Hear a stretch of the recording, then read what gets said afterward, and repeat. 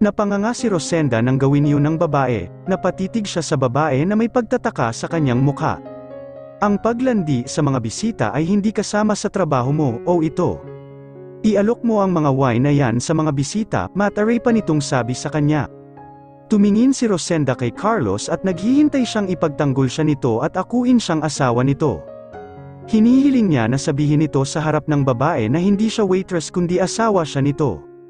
But he do a very opposite thing sa kanyang inaasahan. Carlos smiled brightly and say, "Go, do what she say," sambit pa nito na ikinasakit ng kanyang damdamin.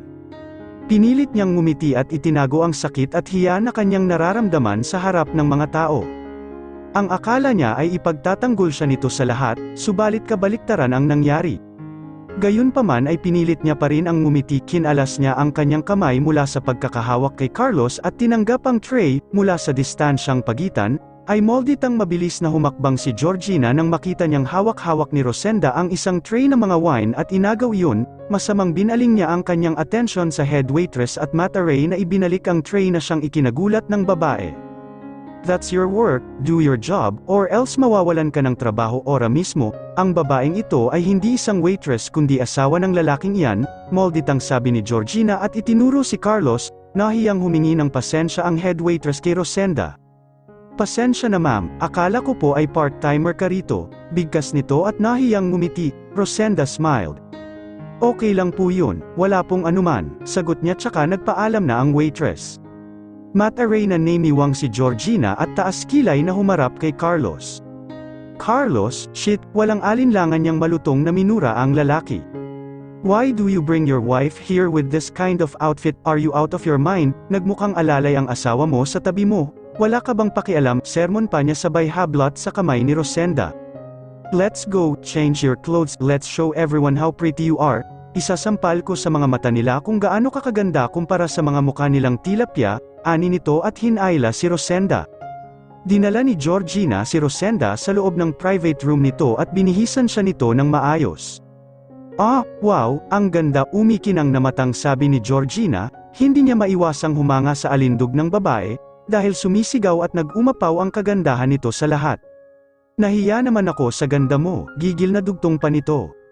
Rosenda is now wearing a super fitted red dress at may hati pa ito sa gilid ng hita, lantad ang makinis na kutis nito at magandang hubog ng balakang, medyo luwa rin ng kaunti ang kanyang mabibilog at malulusog na dibdib. Ngising-ngisi ang mga labi ni Georgina na habang pinagmamasdan ang anyo ngayon ni Rosenda. What a super duper transformation, walang-wala si Allison sayo, ang ganda, bigkas ng isipan ni Georgina, para siyang kinikilig sa kagandahang taglay ng babae. Parang ito pa yata ang unang babaeng hinangaan niya pagdating sa panlabas na anyo bukod sa sarili niya.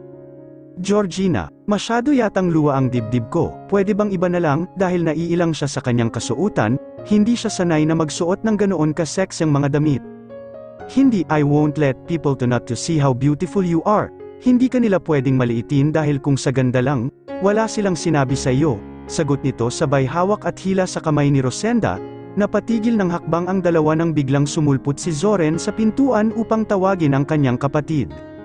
Georgina, dilat matang sambit nito at naiwang nakaawang ang bibig nito sa ere, habang titig na titig sa magandang babaeng si Rosenda. Nailang naman si Rosenda sa mga titig ni Zoren sa kanya, tila hindi pangkaraniwan ang mga titig nito. Georgina, parang hindi ko to dapat sinuot ito, aniya. Hindi, magaling ka, lukang good, nice, wow, sambit ni Zoren habang hindi pa rin nilulubayan ng kanyang mga mata ang kagandahang taglay ni Rosenda. Taas kilay na pinag-cross ni Georgina ang kanyang mga kamay, dahil alam na alam niya ang mga galaw nito mula laman hanggang buto. Hay nako, andito na naman ang lalaking mahilig sa babae, tabi, sabi pa nito sabay tulak sa kanyang kuya at sinipa pa ang tuhod nito. Oh, what a violent woman, sambit ni Zoren sapo-sapo ang kanyang tuhod, kulang na lang ay mamilipit na siya sa sobrang sakit, para kasing kabayo kung menipa ang kanyang kapatid, kung hindi nga lang niya kadugo si Georgina ay mauupakan na niya ito sa kamalditanan nito.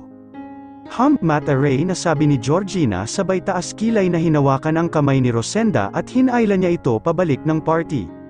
Naglalakad si Rosenda na parang superstar na kakakuha ng atensyon ng lahat ng lalaki pag-ani ng kanilang papuri at pagmamay-ari ng kanilang mga mata. Georgina, uwi na yata ako, naiilang na sabi ni Rosenda kay Georgina na nasa kanyang likuran. Walang kibo si Georgina na at hinayaan lang niyang mamayagpag ang natatanging ganda ni Rosenda sa lahat. She knows that Rosenda will catch all men's attention and she sees nothing wrong with it. Nagtaka naman si Carlos kung ano ang pinagtitinginan ng mga kalalakihan, naintriga siya kaya nakitingin rin siya. Napaawang ang kanyang bibig gaya ng ibang lalaki. Siya ba yun? Asawa ko ba yun? Bulalas niya sa kanyang isipan habang nanatiling nakaawang ang kanyang bibig sa ere. Hindi siya makapaniwala na ang babaeng nagmamay-ari ng lahat ng mata ng mga lalaki ay sa asawa niya. Wow, asawa ko ba talaga? Dugtong pa niya sa kanyang isipan, at sa sobrang pagkatitig niya ay hindi na niya namamalayang nasa harapan na niya pala ang kanyang asawa.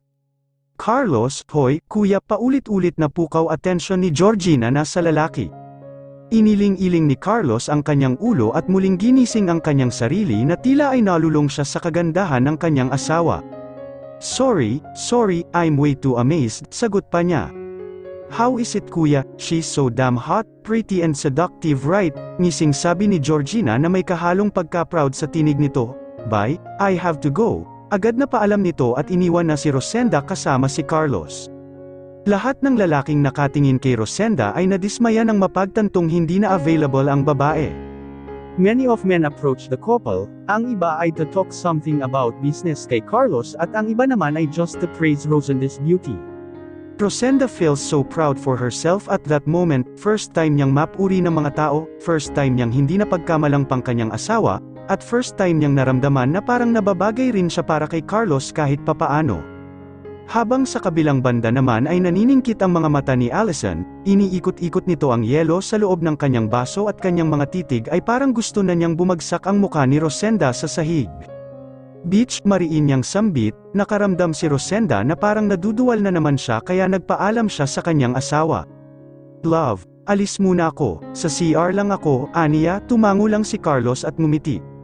Nakita ni Allison ang pag-alis ni Rosenda kaya sinundan niya ito. Magtutuos tayo pagkarating ni Rosenda sa CR ay agad siyang pagduwal sa sink ng lababo, napakapit siya sa kanyang dibdib, dahil tila kay sama ng kanyang pakiramdam, parang binabaliktad ang kanyang sikmuran na parang gustong lumabas ng kanyang mga kinain. Isang babae ang tumabi kay Rosenda, at tinitingnan siya nito by using the mirror sa kanilang harapan.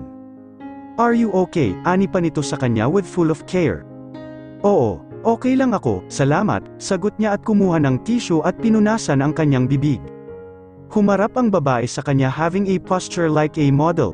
Taas-babang napatitig si Rosenda sa babae. Kakaiba ang tindig nito at napahanga pa siya. Ang ganda niya, puri niya sa babae sa kanyang isipan. Ano ang itsura ko? Maganda. Sagot niya, right, maganda ako kaya hindi ako mapapalitan ng ganun lang, hindi mo ako mapapalitan bilang asawa niya, hindi ka bagay at sa asawa ko. Mariing sambit ng babae sabay sara nito ng pintuan. Naiwang nakaawang ang bibig ni Rosenda sa ere habang nagsasalubong ang kanyang mga kilay. Ha, bigkas niya, ano ang pinagsasabi ng babaeng ito, dugtong niya sa kanyang isipan. Muli siyang hinarap ng babae matapos itong isara ang pintuan, at masama siya nitong tinitingnan mula ulo hanggang paa, tagos pa sa kanyang kaluluwa. I am Carlos Hortaleza, legal and first wife, and you are his mistress, para usan palaypas oras at laruan, mariin at matigas na sambit ni Allison, parang nabibingi si Rosenda sa kanyang narinig. Tama ba ang kanyang narinig? O baka epekto lang ito ng kanyang pagkahilo? Legal, first wife, mistress, haha, mahina niyang sambit sabay panginginig ng kanyang mga tuhod at buong katawan. Yes, I am Allison Hortaleza Carlos' wife, muling mariing sabi ni Allison na pilit niyang itinatatak sa bungo ni Rosenda na siya ang legal wife. Tulala lang si Rosenda sa kanyang mga naririnig, tila para siyang nabibingi at nagpapantig ang kanyang pandinig. Hindi pa niya naiintindihan ang mga sinasabi nito sa kanya, kaya naiwan siyang nakanganga at dilat ang mga mata. Ano, matutulala ka lang ba dyan? Anong feeling mo sa pagiging kabit? Anong masasabi mo ha? Masaya ba? Masaya ba ang mang-agaw ka ng asawa ng iba? Sambit ni Allison sabay saboy ng tubig sa pagmumukha ni Rosenda na galing sa tumatagas na gripo, tsaka palang bumalik si Rosenda sa kanyang pag-iisip, pinusan niya ang mga tubig sa kanyang mukha sabay nilakasan ni Allison ang agos ng gripo, at hinablot ang mga buhok ni Rosenda at ningudngud siya nito sa sink. Bigkas pa ni Rosenda, Mahigpit na humawak ang isang kamay niya sa damit ni Allison, dahil nahihirapan na siyang huminga na tila anumang oras, ay maiinom na niya ang tubig mula sa sink. Hinatak ni Allison ang ulo ng babae, doon pa lamang nakakahinga ng konti si Rosenda, sabay nginudmud na naman siya ulit ni Allison sa sink. Sambit ni Rosenda habang tinatapik-tapik ang legs ni Allison, senyales na hirap na siyang huminga sa tubig, subalit tila bingi ang babae at mas inilublab pa siya nito ng husto. Hayop ka, ahas ka, iyan ang nababagay sa mga kabit, dapat lang sa'yo to dahil malandi ka, malandi. Gigil na gigil pa nitong sambit, nakalak ang sink kaya hindi umaagos ang tubig pababa, mas lalong inilublab pa ni Allison ang mukha ni Rosenda sa sink, at idiniin pa ito hanggang sa halos sumuko na ang hininga ni Rosenda. Gigil na gigil si Allison habang inilulublab pa ng paulit-ulit ang mukha ng babae, muling hinatak ni Allison ang mukha ni Rosenda mula sa tubig, napaigtad itong napahawak sa kanyang buhok ng malakas na hinatak ni Allison ang kanyang buhok, sabay nginudmud nito ang pagmumukha ni Rosenda sa salamin. Buwasat kang babae ka, malandi ka, ayan, tingnan mo sa salamin yang sarili mo. Iyan ang mukha mo, ang mukha ng isang kabit, ang mukha ng isang higad. Mukha ng isang malandi, pati asawa ko ay hindi pinalampas ng mga kabit na kagaya mo. Mga salot sa mundo, hindi ka ba marunong kumuha ng bago, ha? Hanggang second hand lang ba ang ganda mo, animal ka? Hindi mo ba kayang kumuha ng super brand new na asawa dahil asawa ko pa ang inasawa mo, hayop? Sambit pa ni Allison at mas lalo pa niyang hinahatak ang buhok ng babae pababa, mas napaigtad pang lalo si Rosenda sa sobrang sakit ng kanyang buhok. Pakiramdam niya ay mabubunot na pati ang kanyang anit maging ang balat sa kanyang ulo. Masakit, pakiusap, bitawan mo ang buhok ko, masakit na, please, masakit po, tama na po, wala po akong alam sa mga sinasabi mo, pagmamakaawa pa niya kay Allison. Pero mas lalo lang hinatak ng gusto ni Allison ang kanyang buhok, kaya sa muli ay mas napaigtad si Rosenda at ininda ang abot langit na sakit.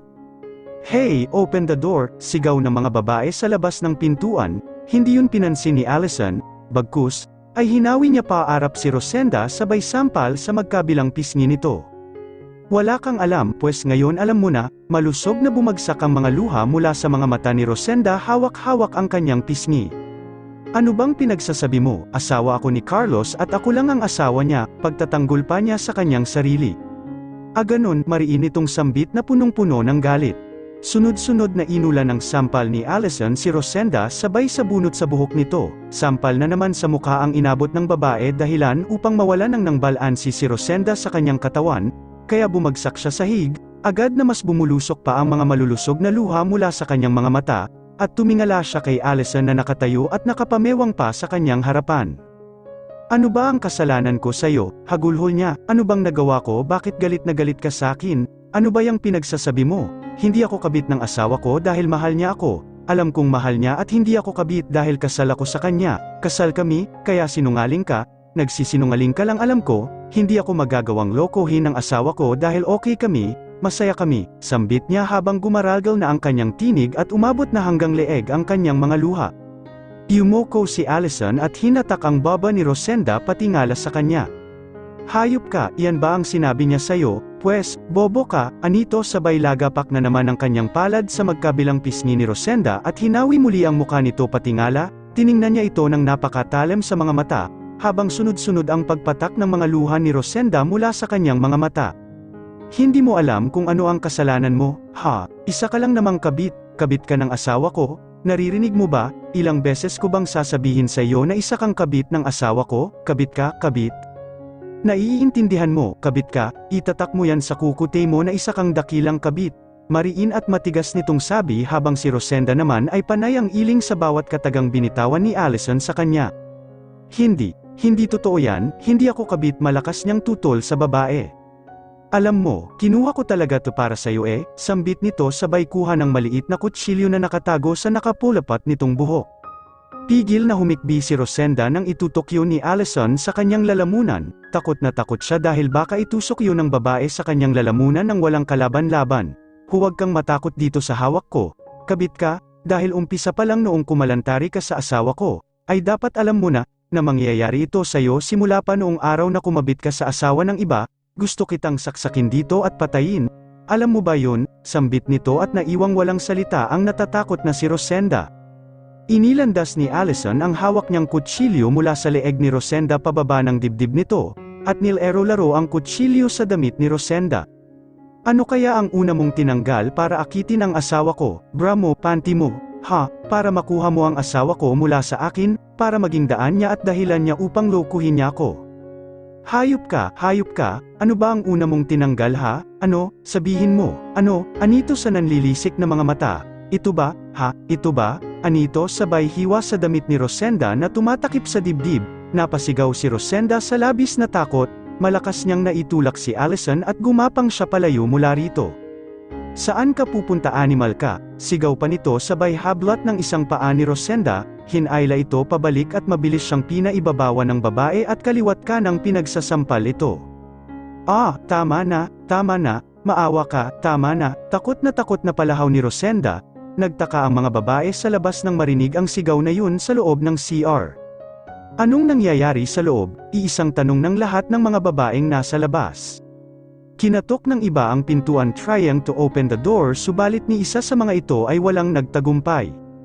Akmang sisipain pa sana ni Rosenda si Allison subalit mabilis siya nitong sinakal gamit ang dalawa nitong mga kamay.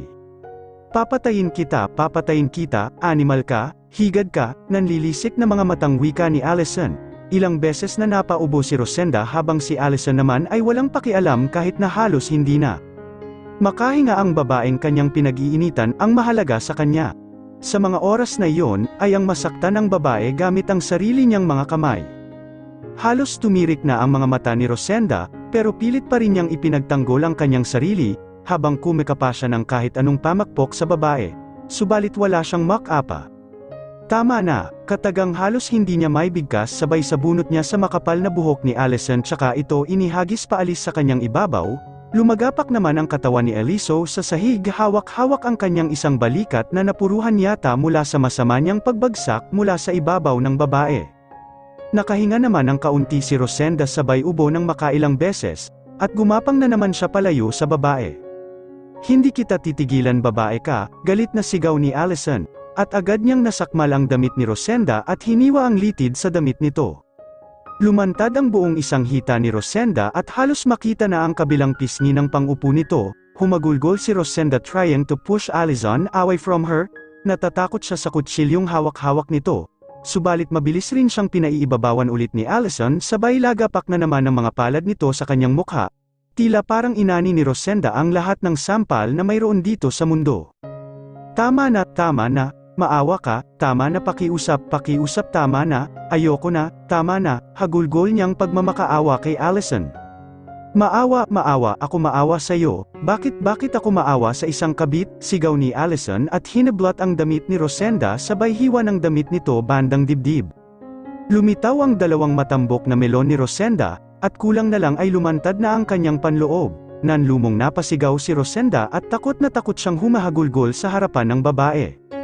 Pakiusap, tama na, ulit niyang bigkas habang kinukulong niya ang kanyang mukha gamit ang dalawa niyang mga palad.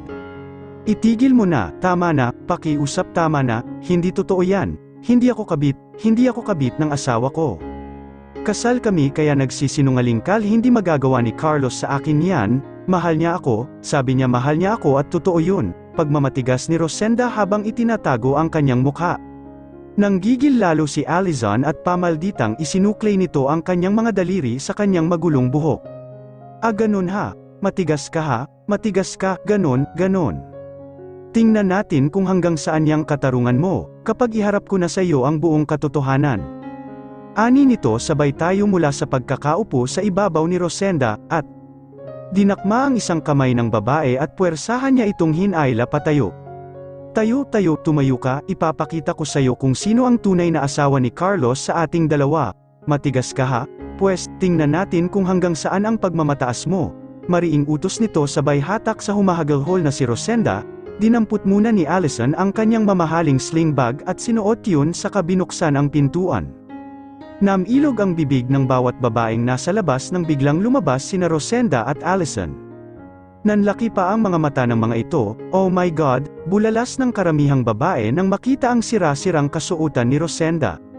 Luwa ang dalawang dibdib at halos lumitaw na rin ang mga pisngi ng pang-upo nito. Tulungan niyo ako, tulong, tulong, wika ni Rosenda sa bawat babae, akmang tutulungan siya ng dalawang babae nang biglang nagsalita si Allison. Huwag na huwag ninyong tutulungan ang babaeng ito, isa siyang kabit, isang hayop, isang maruming babae sa lipunan, isang mababang babae at pokpok, malandi at mapanira sa relasyon ng mag-asawa, sigaw pa nito. Hinila ng isang babae ang babaeng tutulong sana kay Rosenda.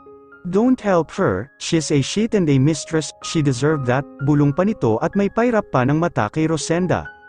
Mabuti para sa kanya, pokpok kasi, iyan ang dapat sa kabit. Dapat dyan mamatay, mang-agaw ba naman ang asawa ng iba? Wala pa ring sapat na gagawin sa kanya, malandi. Samit-saring panghuhusga ng mga kababaihan sa kanya kaya mas nanlumo pa ang kanyang puso, muling pamatak pa ang malulusog na mga luha ni Rosenda mula sa kanyang mga mata. Dahil tila kay bilis naman siyang husgahan ng lipunan, bakit tila walang kahit sino man ang nais na makinig, at malaman kung ano ang sitwasyon niya, lahat, ang tingin sa kanya ay isang maruming babae. Hindi ako kabit, asawa ako ng asawa ko, pagtatanggol niya sa kanyang sarili. Higad ka, dapat lang sa'yo yan, kung tutuusin, kulang na kulang pa yang sinapit mo, sambit ng isang babae, napayuko si Rosenda habang pumapatak sa sahig ang kanyang mga luha sabay hatak sa kanya ni Allison, at kinaladkad siya nito pabalik sa party. Oh my God, anong nangyayari, holy cow, oh! Samut-saring sambit ng bawat taong nasa party nang makita ng mga ito, ang halos hubad na katawan ni Rosenda na hatak-hatak ng isang elegant-ing babae, ang iba ay nag-enjoy sa halos lantad na katawan ni Rosenda at ang ilan naman ay naiintriga. Damn that shit, Carlos, bulalas ni Zore nang matano si Allison at Rosenda, habang nanlaki rin ang mga mata ni Georgina ina ng matano ang babaeng kilala niya mula sa wine table. Allison, bigkas niya, mabilis ang bawat hakbang ni Allison papalapit sa asawa nitong si Carlos, halos madapa-dapa naman si Rosenda dahil sa halos lakad-takbong hakbang ni Allison, nabali pa ang suot niyang takong at pilay-pilay siyang napapasunod sa bawat hakbang ng babae. Carlos, sigaw ni Allison sa pangalan ng asawa nito, nilingon naman ni Carlos ang babaeng tumatawag sa kanya. Allison, sambit niya sabay bitaw naman ni Allison sa kamay ni Rosenda, at mabilis na hinawakan nito ang magkabilang pisngi ni Carlos at hinalikan ito sa mga lobby. Biglang tumigil ang mundo ni Rosenda nang makitang hinahalikan ni Allison si Carlos. Her hand shakes at palusog ng palusog ang pagdaloy ng mga luha mula sa kanyang mata, pababa sa kanyang pisngi, diretso sa leeg. She wants to claim Carlos, she wants to shout that Carlos belongs to her. But what will she do, if her two eyes seeing her husband hugging and kissing back the girl in front of her, the girl who is claiming Carlos, a girl who is claiming her husband? It hurts her a lot sa kung ano ang kanyang natutunghayan ngayon, she don't want to believe to the woman's words towards her, pero tila sinampal lang siya ng malakas na katotohanan, dahil kahit anong tangi niya ay parang pinapatunayan ni Carlos na totoo ang lahat ng iyon, dahil kasalukuyan itong nakayakap sa babae, at malayang tumutugon ang